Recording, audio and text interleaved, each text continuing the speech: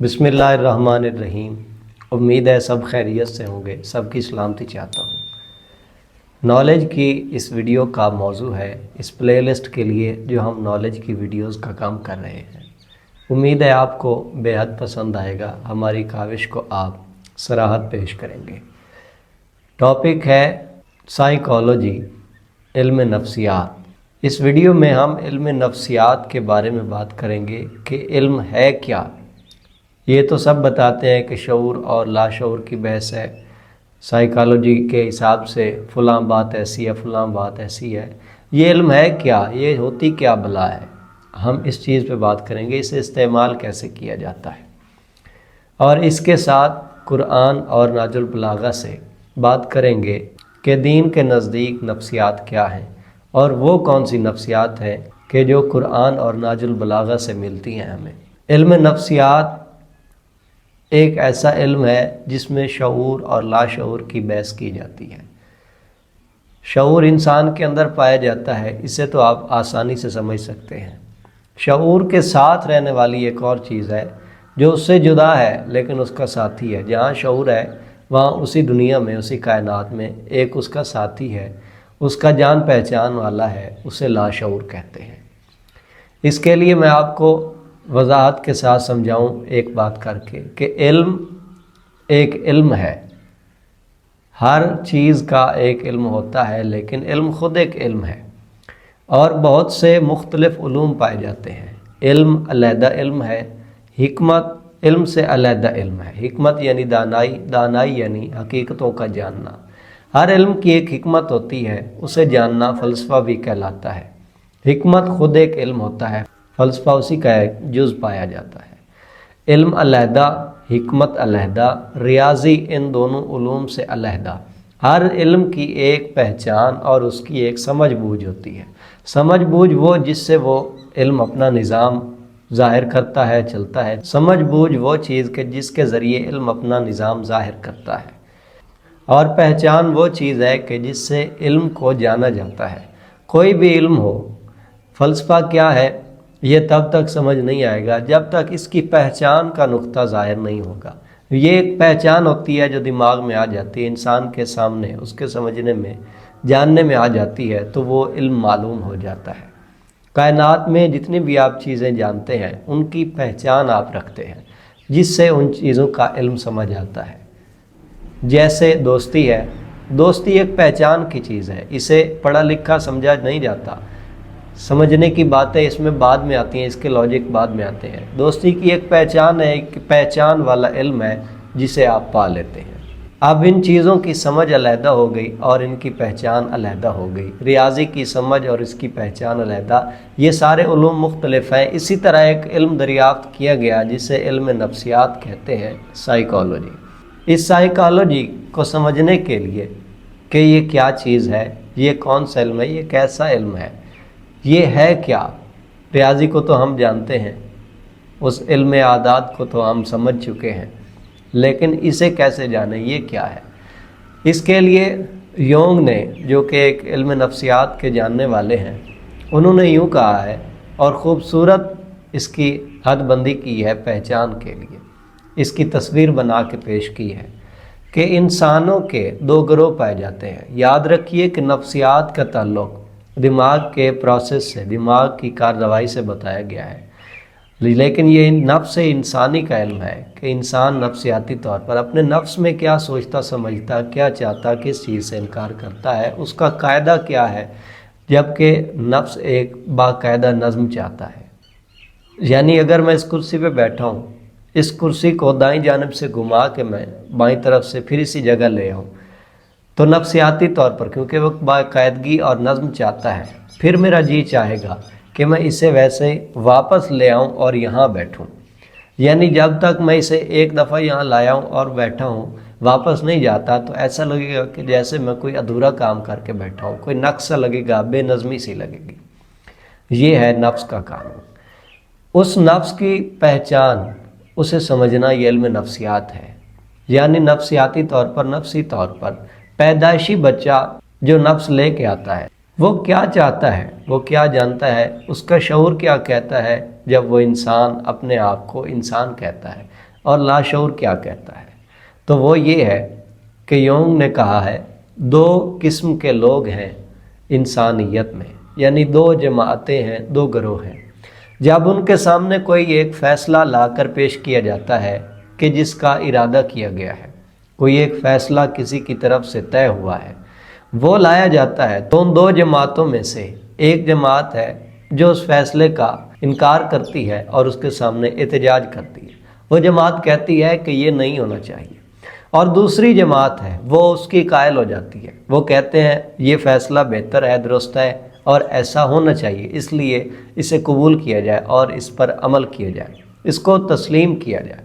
یہ 2 جماعتیں، یہ دونوں نفسیات کے معاملات ہیں۔ کیسے کہ ایک جماعت جو اس فیصلے کا انکار کر رہی ہے، اس کے سامنے احتجاج کر رہی ہے، اسے کہتے ہیں بیرون بین، یعنی بیرون باہر سے، بیرون سے ہے، باہر کی سوچنا۔ اور دوسری جماعت جو اسے قبول کر رہی ہے اسے کہتے ہیں اندرون بھی، یعنی اندر کی سوچ رکھنے والی، اندرون سے تعلق ہے۔ وہ بیرون بھی ایسی قسم ہے کہ جو اپنے باہر کے ماحول سے مطابقت رکھتی ہے۔ اندرون بھی جماعت وہ لوگ نفسیاتی طور پر اپنے آپ سے، اپنے اندر سے تعلق رکھتے ہیں، اپنی ذات سے نسبت رکھتے ہیں، وابستہ ہوتے ہیں اپنے آپ سے۔ اسکول میں، کالج میں، یونیورسٹی میں، کسی آفس میں، کسی ڈپارٹمنٹ میں، کسی بزنس پلیٹ فارم پہ، کسی بھی ماحول میں کہیں بھی کوئی جماعت گروہ پایا جائے، حتیٰ کہ گھر میں، وہاں یہی 2 قسم کے لوگ پائے جاتے ہیں۔ یہ اندرون بھی اور بیرون بھی سمجھانے کے لیے کہہ رہا ہوں کہ کچھ لوگ ایسے ہوتے ہیں جو باہر سے مطابقت رکھتے ہیں، یعنی کلاس میں وہ اپنے کلاس فیلوز سے دوستی، ان سے ہم آہنگی، ان سے کھیل کود، ایک ساتھ چلنا پھرنا، ایک ساتھ کھانا پینا، ایک دوسرے سے بات کا تبادلہ خیال کرنا، ایک دوسرے سے اپنے دکھ اور اپنی خوشیاں وہ بانٹنا، انہیں شیئر کرنا، اپنی باتیں لینا دینا۔ وہ ہے بیرون بھی جو باہر سے جڑ جاتے ہیں، نفسیاتی طور پر وہ ایسے ہوتے ہیں کہ وہ اکیلے رہ ہی نہیں سکتے، وہ کسی نہ کسی سے جڑاؤ رکھتے ہیں۔ اور دوسرے ہیں اندرون بھی، ایسے لوگ آپ کالج میں، کلاس میں، کہیں بھی دیکھ سکتے ہیں جو اپنی ذات سے وابستہ ہوتے ہیں، علیحدہ رہنا انہیں پسند ہوتا ہے، بعض اوقات خاموشی پسند ہوتی ہے، کیوں بول رہے ہو، کیوں شور کر رہے ہو، جبکہ وہ اپنے مزاج کی بات کر رہے ہوتے ہیں، یعنی وہ تنہائی پسند کرتے ہیں، وہ اپنے اندر سے جڑے ہوتے ہیں، وہ خود کو ہی پسند کرتے ہیں۔ ان کی مثال میں ٹیچر ہو سکتا ہے کہ جو ٹیچر کلاس میں بیرون بھی ہوگا، وہ ایسے ہوگا جیسے طالب علموں سے، اسٹوڈنٹ سے دوستی رکھتا ہے، ان سے ہم آہنگی ہوگی، کیمسٹری ہوگی، کھلی بات چیت ہوگی، اس کا سمجھانا پڑھانا، اس کا ان سے مزاج وہ الگ ہوگا۔ جو اندرون بھی ہے وہ ٹیچر ایسے ہوگا کہ آیا بس ایک کام کرنا چاہتا ہے، اس نے اپنے ذہن میں بٹھا رکھا ہے کہ میں نے یہ کچھ سمجھانا ہے، یہ کچھ غور و فکر ان کو دینی ہے، بس کام وہ بھی کر رہا ہے لیکن وہ اپنی ذات سے جڑا ہے، بس وہیں حد تک رکا ہے، باہر نہیں جا رہا۔ یہ ہے بیرون بھی، یعنی نفسیاتی طور پر انسان ایسا ہے، یا وہ ماحول سے مطابقت رکھتا ہے، اس طرح اس خوشی کی اور لہر کی زندگی میں موج میں جیتا ہے اس بلندی کے ساتھ، یا وہ اپنی ذات سے جڑا ہوتا ہے۔ جو باہر کے ماحول سے مطابقت رکھتا ہے وہ منفی بھی ہو سکتا ہے، یعنی وہ گنڈا بھی ہو سکتا ہے، ان کا گنڈوں کا گروہ بھی بن سکتا ہے، برے بھی ہو سکتے ہیں، اور جو اپنے اندر سے تعلق رکھتا ہے وہ کوڑ بھی ہو سکتا ہے، وہ نقص اور دوسروں کے لیے بد اخلاق بھی ہو سکتا ہے، لیکن وہی ایک شخص کسی کے لیے اچھا فیصلہ کرنے والا، اپنے اندر بیٹھ کر کوئی اچھی سوچ سے کام لے کے باقی دنیا کے لیے کوئی اچھی چیز پیدا کر جانے والا بھی ہو سکتا ہے، کسی کے لیے مفید ثابت ہو سکتا ہے۔ یہ دونوں باتیں ان دونوں لوگوں میں پائی جاتی ہیں۔ اب اس علم سے یہ کیا معلوم ہوا کہ نفسیات جب ہم نے جاننی ہے تو ہم نے لوگوں کو دیکھنا ہے کہ وہ کس قسم کے ہیں، یا آپ خود کو دیکھیں کہ آپ کس قسم کے ہیں، اندرون بھی ہیں یا بیرون بھی ہیں۔ لوگوں کو جب ہم دیکھتے ہیں تو سمجھ آ جاتی ہے کہ فلاں شخص تو بیرون بھی ہے، وہ تو دوستی تعلق ایسی باتوں کو اہمیت دیتا ہے، پسند کرتا ہے، اس مزاج کا اس طرح رہتا ہے، نفسیاتی طور پر سوچتا ایسے ہے، دوسروں کی بات کو محسوس ایسے کرتا ہے۔ اور جو اندرون بھی ہے وہ کس طرح دوسروں کے غم اور خوشیاں محسوس کرتا ہے، وہ اس طرح ہو سکتا ہے کہ کوئی ماں اندرون بھی ہو، بیرون بھی نہ ہو، کبھی اسے نہ دیکھا گیا ہو کہ بچوں سے پیار کرتی ہے، لیکن اگر اس کے کسی چھوٹے بچے پر اذیت آئے، اس کے جوان بیٹے پر کوئی سختی آئے، تو پھر معلوم ہوتا ہے کہ اب وہ کتنی بے چین تڑپ رہی ہے۔ اس کا اندرون بھی ماں کا اپنی اولاد کے لیے تب پیار نظر آتا ہے، یہ بھی ہو جاتا ہے۔ اس طرح آپ لوگوں کی اب نفسیات سمجھ سکتے ہیں، یہ ہے علم نفسیات۔ اب یہیں ختم نہیں ہوتا، اس سے آگے شروع ہوتا ہے۔ اس کی ایک خاص قسم فلسفہ جذبات، وہ ہم پھر کسی ویڈیو میں پیش کریں گے۔ نفسیات ایک محدود علم نہیں ہے، یہ ایک وسعت والا علم ہے، یہ ایک سمندر کے جیسے ہے۔ اس کے ساتھ ہم چلتے رہیں گے اور آپ یقیناً لطف حاصل کرتے رہیں گے۔ ابھی ہم اس کی بنیاد پر ہی بات کر رہے ہیں، فلسفہ جذبات پر پھر بات ہوگی۔ ابھی اس کی 4 خاص اقسام، اصناف جن پر یہ قائم ہے۔ ماحول سے مطابقت پیدا کرنا، اس کے لیے یہ 4 اصول کافی ہیں، انہیں فنکشنز تفاعل کہا جاتا ہے۔ پہلا ہے تحسس، حصے ہے تحسس، یعنی اپنی حصوں سے، حسیات سے ادراک حاصل کرنا۔ جیسے کوئی ایک بچہ کرکٹ کھیلتا ہے اور کرکٹ کھیلنے میں وہ بہت اچھا ہے، اس کی ٹیکنیکس بہت اچھی ہیں، وہ بال کو ارینج اچھی طرح کرتا ہے، بیٹنگ بڑی اچھی وہ سنبھالتا ہے، بڑی اچھی طرح اپنی بیٹنگ پرفارمنس کو پک کرتا ہے۔ عام طور پر لوگ سمجھتے ہیں کہ یہ دماغ کا اچھا ہے، سمجھدار ہے، یہ سمجھ سے ٹھیک کام لیتا ہے۔ لوگ سمجھ میں جا رہے ہوتے ہیں جبکہ وہ نفسیات کی اس قسم سے جڑا ہوتا ہے، اس سے کام لے رہا ہوتا ہے، نفسیاتی طور پر وہ ایسا ہوتا ہے، یعنی اس کی حصے اسے ادراکی طور پر کام کرنے میں صلاحیت دے رہی ہوتی ہیں۔ وہ حصیت سے پا لیتا ہے، اس کے ادراک بتاتے ہیں کہ اب اس کو کیا کرنا چاہیے، کس طرح اسے بال کو سامنا کرنا ہے اگر وہ بیٹنگ کر رہا ہے تو، یعنی حصیات، ادراک اسے وہ فائدہ دیتے ہیں، یعنی ایک علیحدہ حکمت، یہ ایک علیحدہ علم، علیحدہ سمجھ بن جاتی ہے۔ دوسری چیز ہے، اسے کہا گیا ہے فکر، یعنی تھنک سے کام لینا، نتائج حاصل کرنا۔ یہ چیز بہت ہی اہم ہے فکر میں۔ اب فکر شعور میں بھی ہے لیکن لا شعور میں بھی، تو فکر سے کام لینے والے اندروں بھی اور بیرون بھی دونوں لوگ وہ اس طرح ہوں گے۔ ہو سکتا ہے بیرون بھی جو فکر کر رہا ہے وہ اس میں غلطی کر دے، اس سے غلطی تب ہوگی کہ جب وہ صرف روایات پر، سنی سنائی پر، دیکھا دیکھی پر، مشاہدہ پر اکتفا کر جائے گا۔ وہ کہے گا آج کا دور ہے، ٹیکنالوجی کا دور ہے، ترقی کا جدید دور ہے، ہر کوئی سواری کا استعمال کرتا ہے۔ اگر اسے کہا جائے کہ فلاں بندہ پیدل حج پہ گیا تھا، سواری پہ گیا تھا، فلاں بندے نے فلاں ملک سے فلاں ملک تک پیدل سفر کیا تھا، ابن بطوطہ نے سارے سفر پیدل چل کر کیے تھے، اگر اس طرح مثال کے طور پر کہہ دیا جائے تو وہ انکار بھی کر سکتا ہے کیونکہ وہ آج کی روایات سے جڑا ہے۔ لیکن اگر وہ اس حقیقت کو یعنی فارمولے کو جانتا ہے، حکمت کو جانتا ہے، تو پھر وہ انکار نہیں کرے گا، اس کی فکر کام کرے گی کہ ہاں یہ جدید دور ہے، اس سے پہلے لوگ اس لیے پیدل چل سکتے ہیں کیونکہ لوگوں میں اتنی صلاحیت رکھی گئی ہے کہ وہ پیدل چل۔ آج اگر کوئی سکون میں رہ رہا ہے تو وہ سکون کی زندگی ہی جی سکتا ہے، لیکن مزدور وہ دن بھر مزدوری کر سکتا ہے۔ اسی طرح پرانے لوگ چل سکتے تھے، وہ پیدل سفر کر سکتے تھے، یعنی جب وہ حقیقت پہچان لے گا تو وہ اس کے ساتھ چلے گا۔ لیکن اندروں بھی وہ ایسا ہو سکتا ہے کہ وہ اپنی فکر میں اس طرح سے ہو کہ اپنے اندر میں ہی گم رہتا ہو، لیکن وہ غور و فکر سے مربوط رہتا ہو، ذہنی صلاحیتوں سے کام لیتا ہو، وہ ان سے زیادہ قابل اور کامیاب ثابت ہو سکتا ہے۔ ایک ہی کلاس میں بیرون بھی ایسے ہو سکتے ہیں کہ وہ ظاہر ہمیں کھیلتے کودتے آنتے پانتے نظر آتے ہوں، لیکن کمرہ امتحان میں وہ قابل ثابت ہو جاتے ہوں، نتائج اچھے آتے ہوں، کیونکہ وہ اس طرح ہوتے ہیں کہ وہ ماحول سے مطابقت رکھنے والے ہوتے ہیں، لیکن اپنا کام بھی وہ آسانی سے کر رہے ہوتے ہیں۔ ان میں صلاحیت ہی نفسیاتی طور پر ایسی ہوتی ہے، وہ اس میں اتنی اہلیت رکھتے ہیں کہ اس مطابقت کے باوجود اسے پا لیں، اسے حاصل کر لیں۔ اندروں بھی کلاس میں ہو سکتا ہے سب اسے دیکھ کر کہتے ہیں اپنے اندر گم رہتا ہے، خود پسندی میں ہر وقت یہ پڑھتا رہتا ہے، لیکن اس سے کیا آئے گا، لیکن وہ ان سے زیادہ ذہین ثابت ہو سکتا ہے، وہ اندروں بھی ان سب سے زیادہ قابل امتحان کے بعد ثابت ہو سکتا ہے۔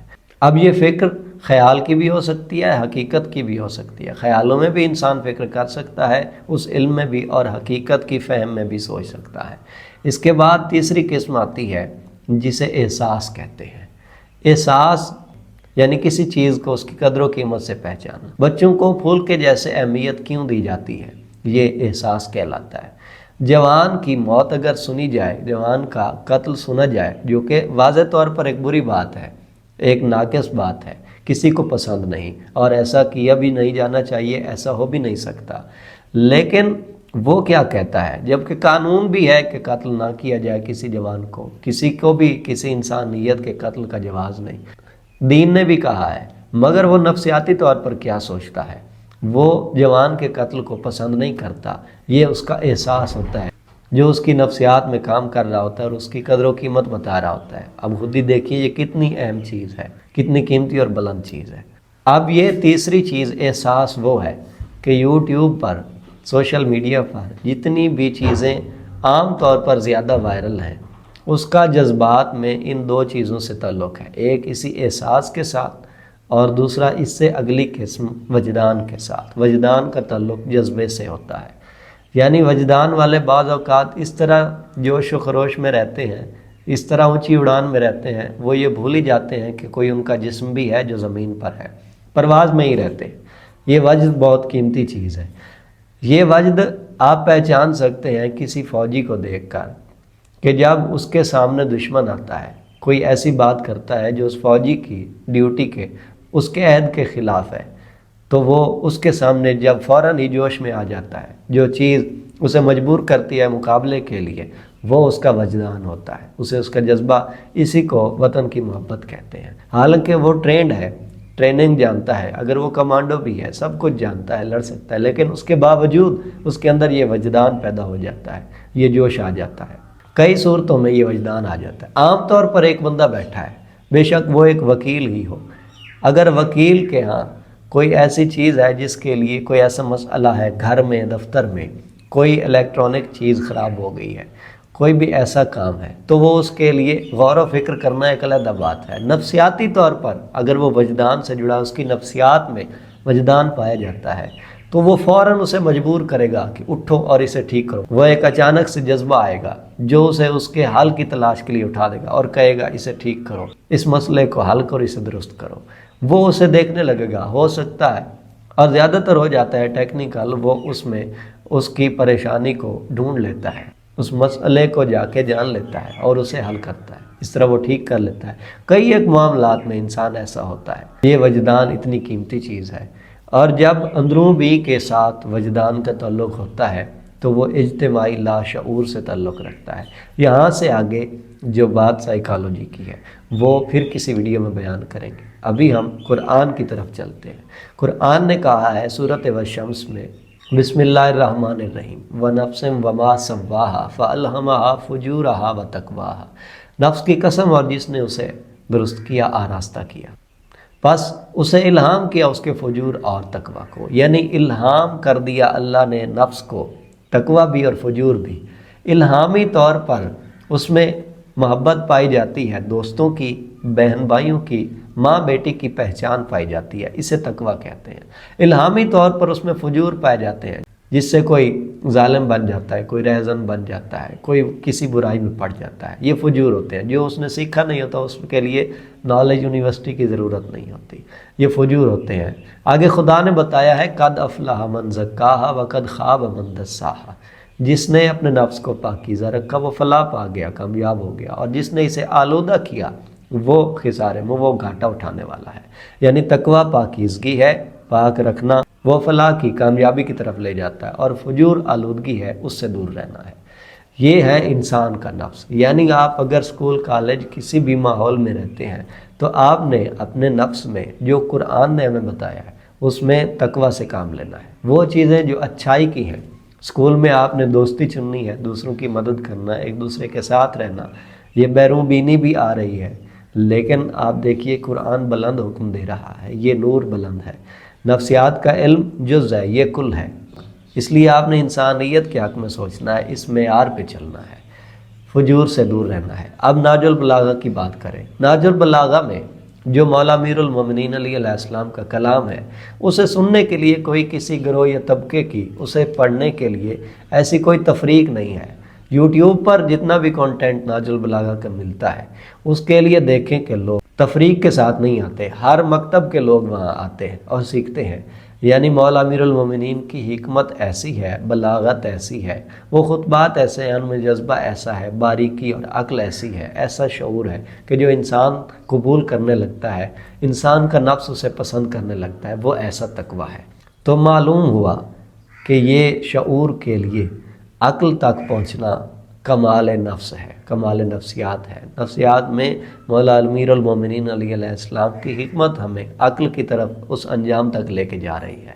عقل کا اس سے بڑا درجہ عقل سلیم ہے، اور اس سے بڑھ کر ہے عقیل ہونا۔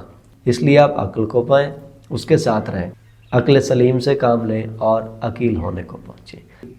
اب ان کے ساتھ شعور ایک ایسا علم ہے، قرآن نے بعض اوقات پر کہا ہے کہ تم شعور نہیں رکھتے، یعنی کچھ چیزیں ایسی ہیں جیسے شہید کا زندہ ہونا، تو وہ آگے خدا نے فرمایا وَلَا تَشْعُرُونَ، یعنی وہ شعور سے بالا چیز ہے۔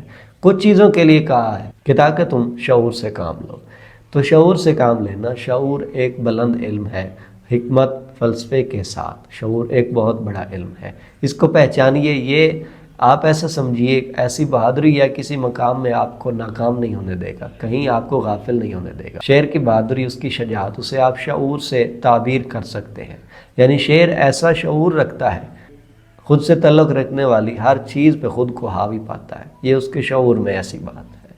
امید ہے آپ کو ویڈیو پسند آئی ہوگی، ہمارے ساتھ جڑے رہیے، چینل کو سبسکرائب کر دیجئے، ویڈیو کو لائک، کمنٹ اور زیادہ سے زیادہ شیئر کر دیجئے۔